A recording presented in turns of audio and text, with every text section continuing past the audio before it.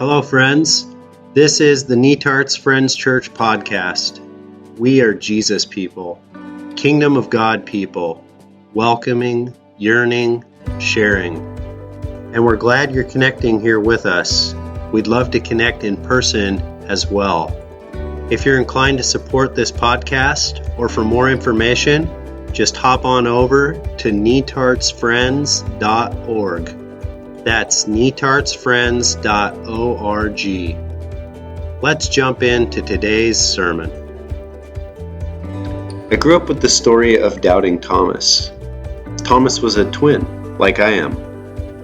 A lot of people who didn't grow up around the Bible or around Christianity still know what a doubting Thomas is because it has become a cultural idiom. For instance, two friends get together and one of them says, "Hey, you won't believe it, I caught a 40-pound Chinook salmon last week." The other one says, "No, you didn't." "Yeah, I did." I don't believe it. Show me a picture." The other one says, "You're such a doubting Thomas." And it really doesn't matter if it's a fish you caught, or a game you won, or an accomplishment, or a trip you took, or a story that happened. Pretty much everyone knows that a doubting Thomas wants proof. Like, that's what they're looking for. In fact, if you look up the words doubting Thomas in a dictionary, you will find them. For instance, Merriam-Webster's dictionary calls a doubting Thomas an incredulous or habitually doubtful person. Cambridge Dictionary says it is a person who refuses to believe something until they are shown proof. A doubting Thomas is a skeptic. They refuse to believe outside of direct personal experience. Now, of course, that phrase, doubting Thomas, has its roots in the Gospel of John, chapter 20, verse 19 through chapter 21, verse 3. And that's the only place that we find the story of doubting Thomas in the entire Bible. And so as the story goes, Jesus was arrested by the Jewish religious authorities and gruesomely murdered on a cross by the Roman political authorities. The 12 disciples, Jesus' 12 disciples who were men, scattered. And for the most part, they were afraid. They ran for their lives. The women in the story, the women disciples, showed more bravery and more compassion. They stayed with Jesus throughout his crucifixion. They cared for his body after his death. And everyone thought that was the end of things. But then 3 days later, Jesus' tomb was found to be open and Jesus' body was gone. Jesus came back from the dead. It was a resurrection. It was unheard of, even though Jesus had been predicting it. And Jesus went on to appear to various ones of his followers. He surprised them in gardens, out on the roads, behind locked doors, out on the Sea of Galilee, etc. As the story goes, Jesus' disciples came back together in hiding, and Jesus appeared to them behind locked doors. But Thomas happened to not be there. So naturally, the disciples told Thomas that Jesus is alive. Like, can you believe it? We saw Jesus. And Thomas said the famous words, "Unless I see the nail marks in his hands and put my finger where the nails were and put my hand into his side, I will not have faith." So, a week later, the disciples happened to be gathered in the house.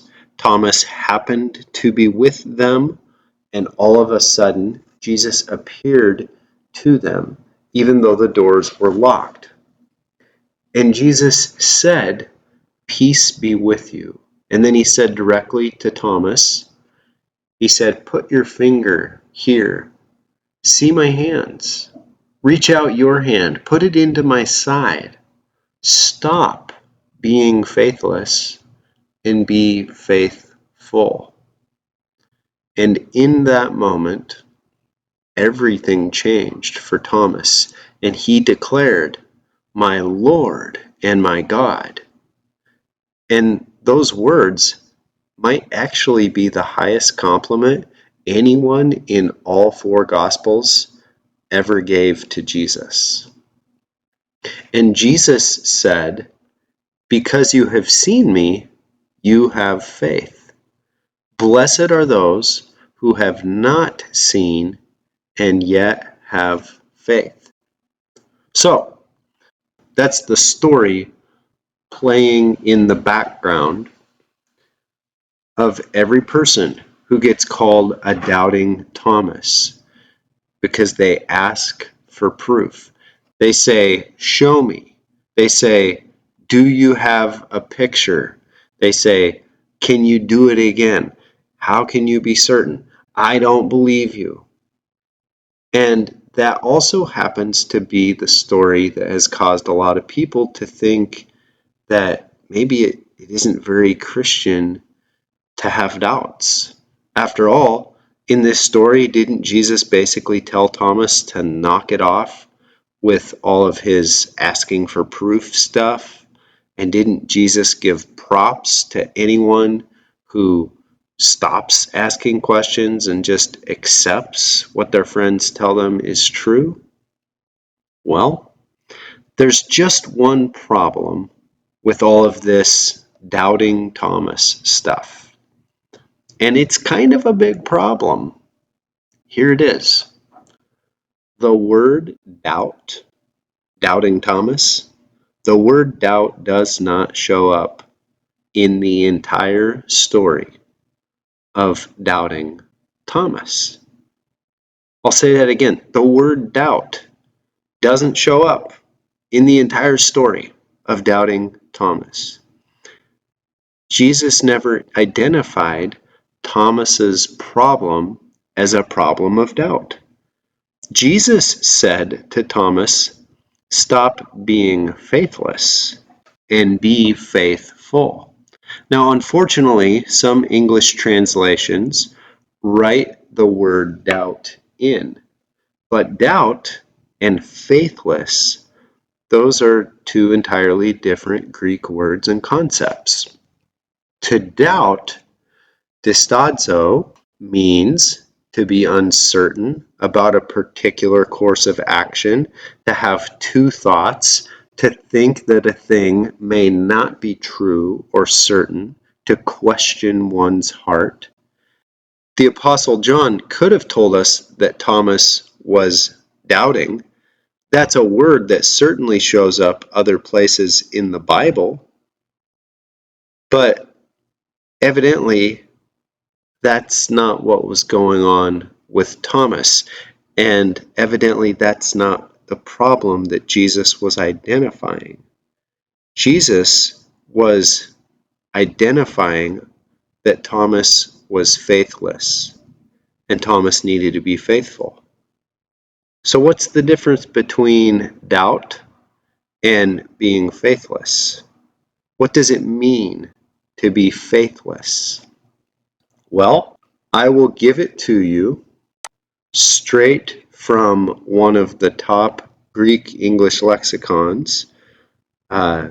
This word faithless, pistos, this is the very first, the most common meaning of this word: a person who does not belong to the group, in this case of believers in Christ.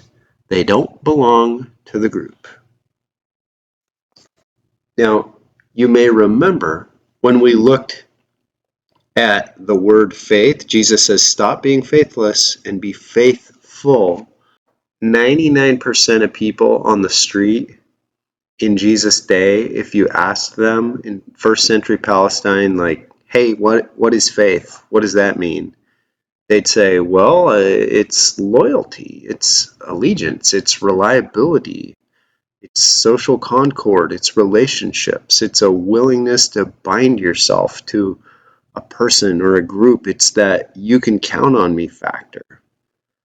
People in first century Palestine didn't hear that word, faith, and think about a set of doctrines, a particular set of views, signing their name on a dotted line. Culture affects language, and in individualistic cultures like ours, we make faith into individual beliefs. But in a collectivist culture, first century, faith sounded a lot more like loyalty to the community. Faith was all about whether or not you were tied in and active and connected and committed and loyal to the group. And I'm not just coming up with this. This is the work of some of the top Bible scholars of our day that have spent a lot of time with this word, faith. People like Nijay Gupta, people like Matthew Bates, and others. So, are you catching what Jesus is identifying as the problem with Thomas? The problem is that Thomas was not with the other disciples. Now, I remember as a kid hearing people say, it's that first time that Jesus came to the disciples when they were all locked in the room and hiding, and Jesus came, and people would say, well, he was probably out buying groceries, or he had to go to the bathroom, or maybe he had a headache. But if Jesus' concern was that Thomas had become faithless, a person who no longer belonged to the group, remember what that word means? Well, if he was someone who no longer belonged to the group, then it seems more likely that now that Jesus was dead, Thomas just wasn't sure it was worth sticking with the motley crew of disciples that Jesus had wrangled up. It's like Thomas looked at the situation and he was just saying, Jesus is dead, peace out, guys. Like, it's been a good ride, but it's over now. Without Jesus in the mix, there just wasn't enough of a reason to be tied to all these people, these disciples. And so when the gospel writer tells us that Thomas was not with the other disciples, maybe that's his point. It makes a whole lot of sense if we remember how diverse the 12 disciples were, not to mention the even wider array of people outside of the 12.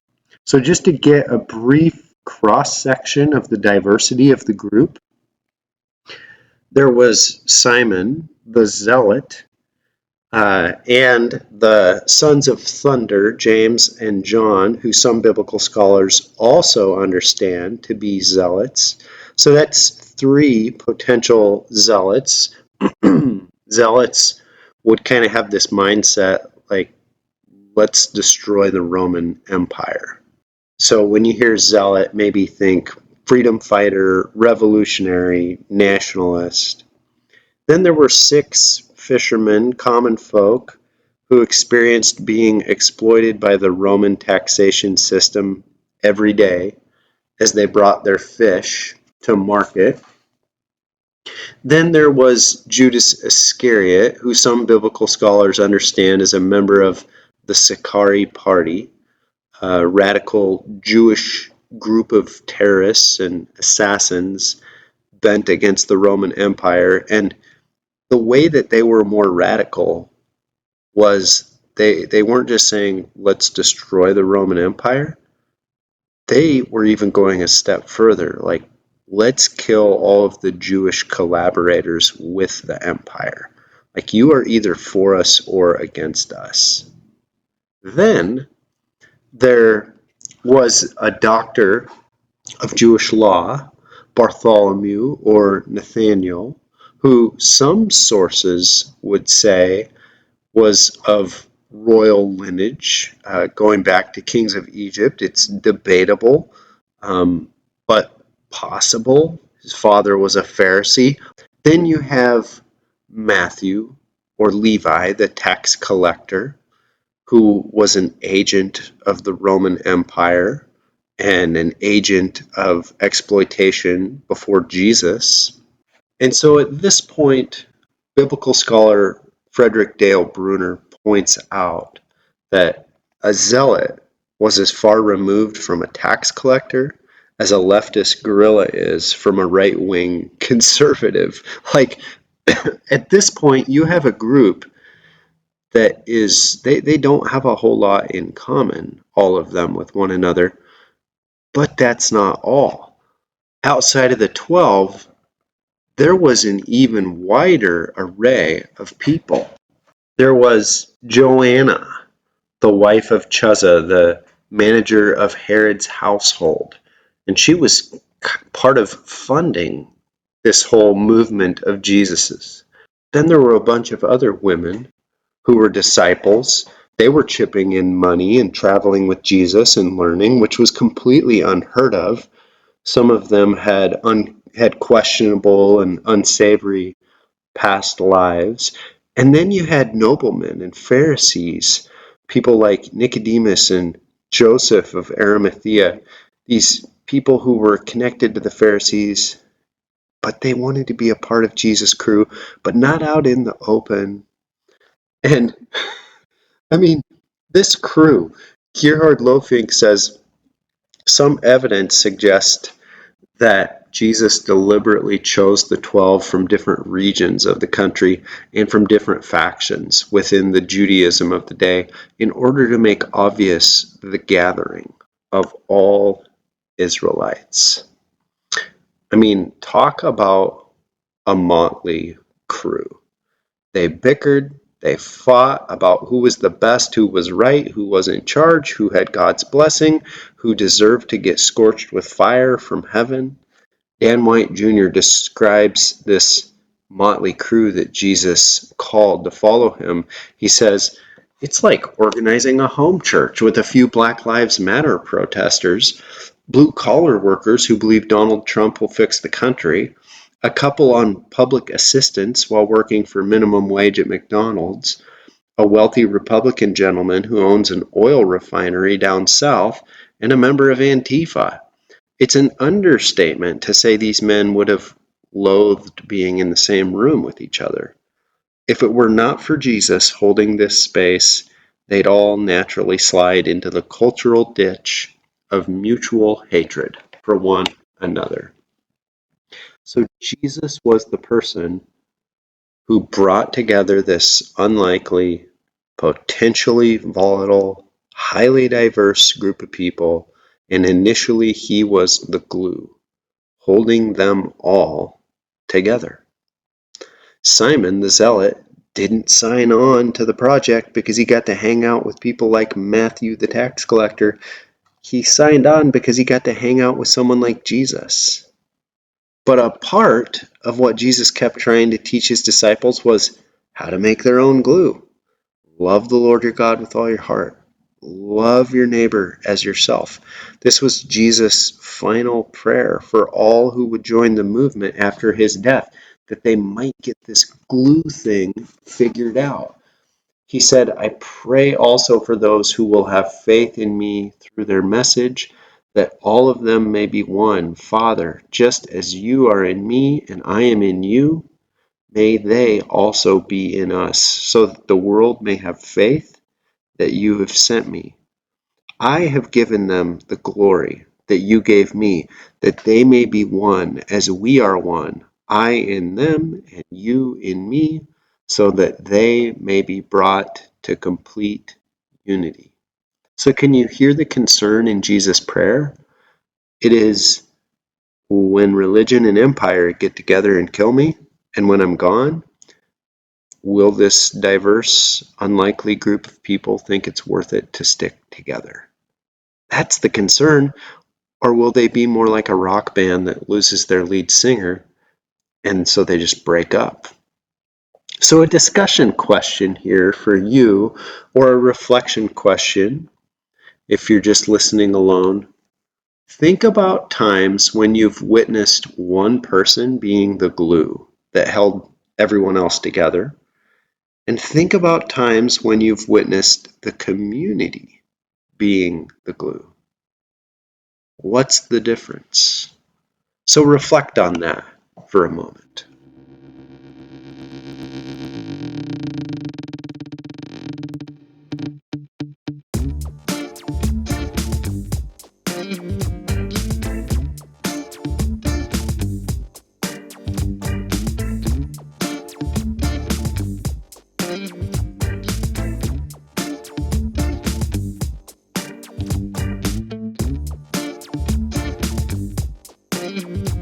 right.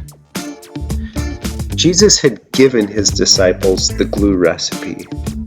Love God, love your neighbor, reconcile, love your enemy, go the extra mile, turn the other cheek, forgive, forgive, forgive again and again, pray, care for the poor, do not judge, tell the truth, become great by serving others. The greatest are the least of these. It was the glue recipe. But that glue recipe asks a lot of people. And so it would be no great surprise if it just didn't work emotionally for someone in the group. And once Jesus was dead, they're like, man, I'm not squeezing any Jesus glue out. And they just said, you know what? Without this Jesus guy here in person, it's not worth it anymore. These weird people aren't worth it. I no longer belong to this group. Peace out. And apparently, that is what happened with Thomas. Like, unless I see that Jesus is alive, I'm not going to have faith. I'm not going to be a part of this group. The gospel story tells us that Thomas wasn't there. And the disciples went and they found Thomas and they told him, we have seen the Lord. Like, i.e., Thomas, if Jesus was your only reason to be a part of this group, he's alive. And so 1 week later in the story, we find Thomas in the house with the other disciples with the door locked again, almost as if they're trying to replicate this whole Jesus appearing thing. Was Thomas there that day for all of those other disciples in all of their weirdness? Or was he there only for Jesus to see if the lead singer of the band might still be alive?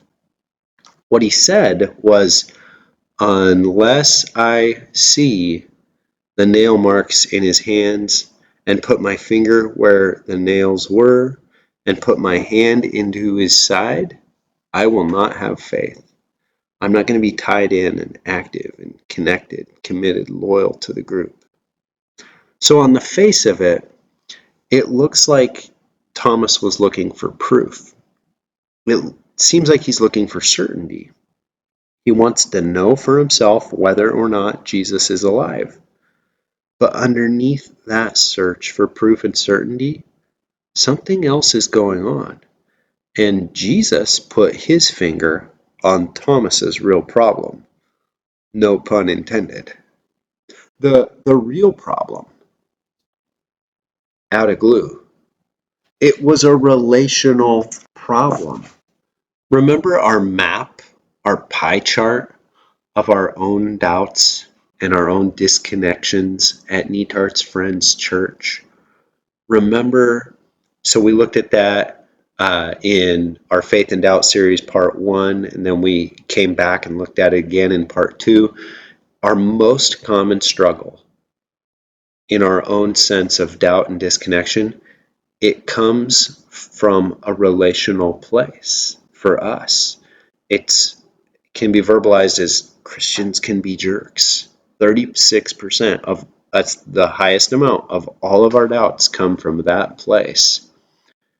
We all have vulnerable questions that emerge, difficult questions, unanswered questions, unanswerable questions.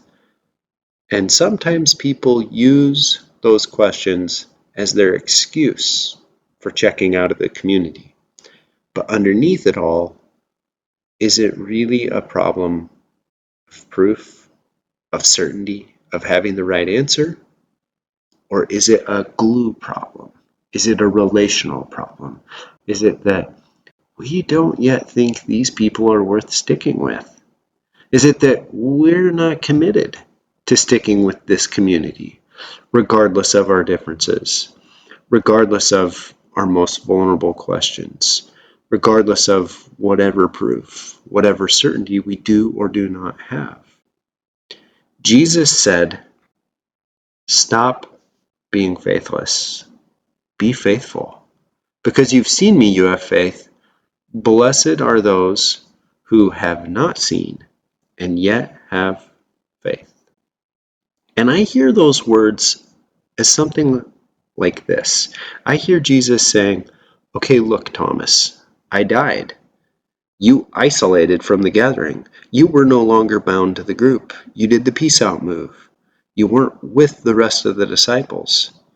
Your lack of certainty, your lack of proof, your differences with all these other people all added up to, you know what? It's not worth it anymore.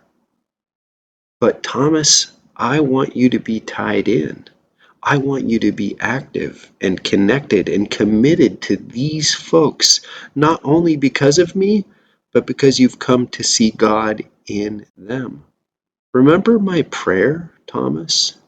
I in them and you in me, so that they may be brought to complete unity.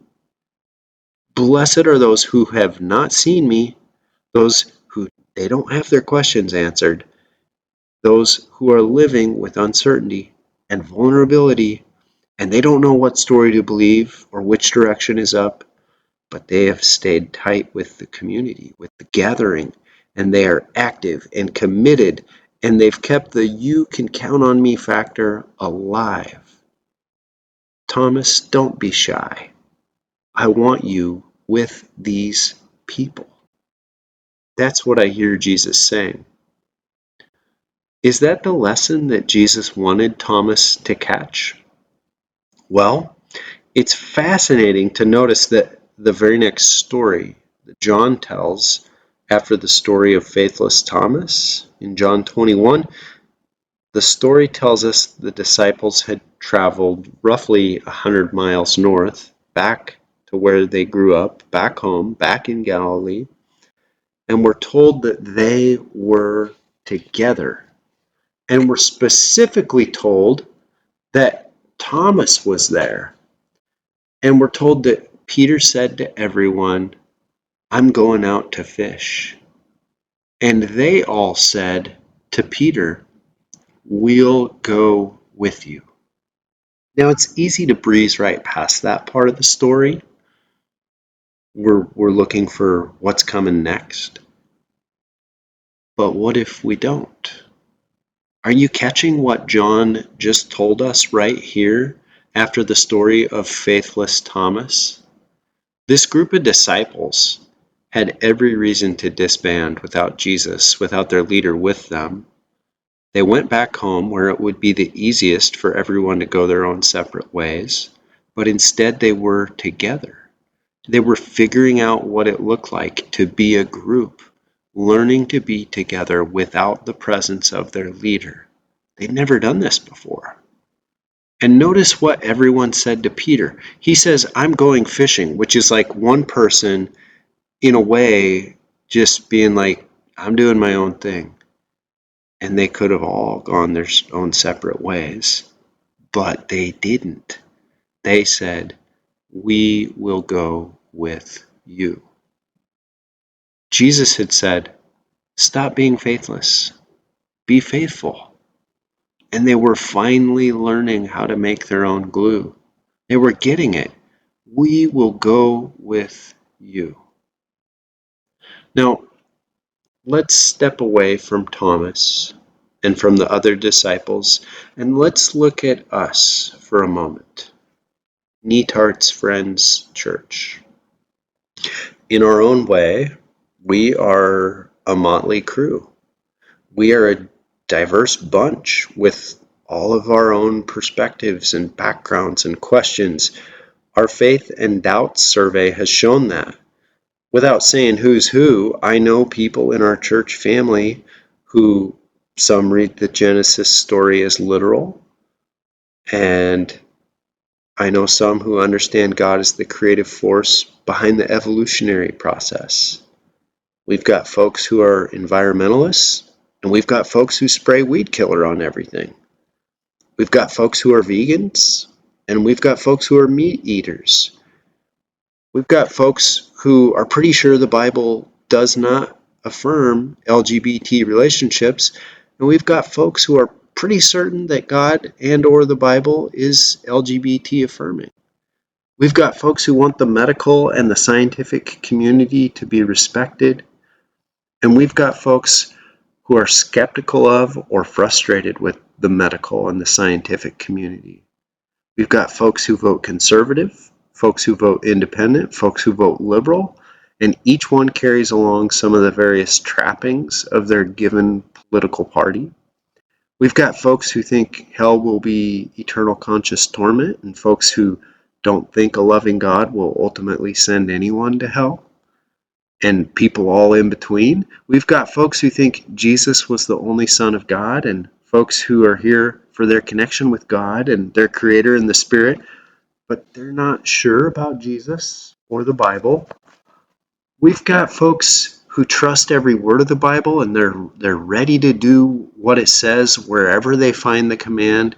And then we've got folks who have a million questions about what they are to make of the Bible and what to do with it. And I could go on. And if you're feeling vulnerable, like I just outed you, whoever you are, let me be clear, you're not the only one like you. Our NFC doubts have made that clear. I don't think that these sorts of differences that I just described, I don't think they'll ever go away. History bears that out. People always have and always will have deep differences that could potentially divide them.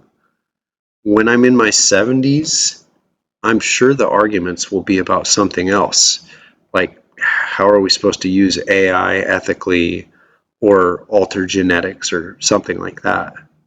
Just like Jesus' disciples, in this series, Faith and Doubt series, we could dig down into our doubts and into our questions and into the places where we're looking for proof and certainty, and we could easily do what Thomas did, which is, look, unless I get the answer that I was looking for, unless I get the certainty and the proof that I was looking for, these people really aren't worth sticking around for.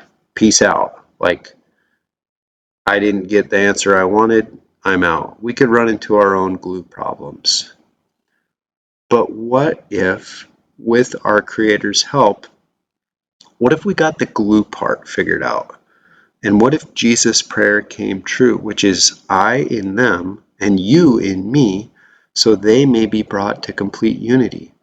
What if we came to a place where we want to be tied in and active and connected and committed to one another because we've come to see God in one another? And what if we left it to God, our Creator, to come to each person in their own unique questions and doubts and leave it to God to open their understanding, just like Jesus does over and over in the gospel story? Like, Jesus comes to Thomas. Jesus knows how to put his finger on what's going on. What if we were together in our questions, in our doubts? And what would it look like for us to be a community that lived the lesson Jesus taught his disciples about faith, which they said this way: we will go with you wherever you're coming from, wherever you're at, wherever you're going. You don't have to do this journey alone. You are not alone. Let us be with you. We will go with you. Jesus says, stop being faithless. Be faithful. Blessed are those who have not seen and yet they have faith. So here's my parting reflection question. How can you be someone who has not seen? That's who Jesus talks about, and yet has faith in this coming week. It's not just out there somewhere. It's, how do I do this today? How do I do this week?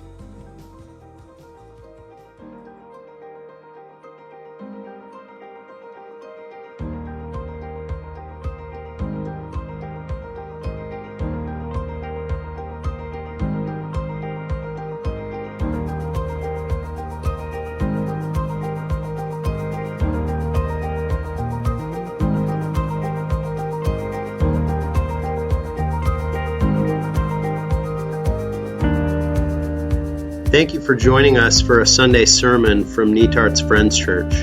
We hope you'll join us soon for one of our in-person worship gatherings. For more information, hop on over to netartsfriends.org. God's peace be with you, friends.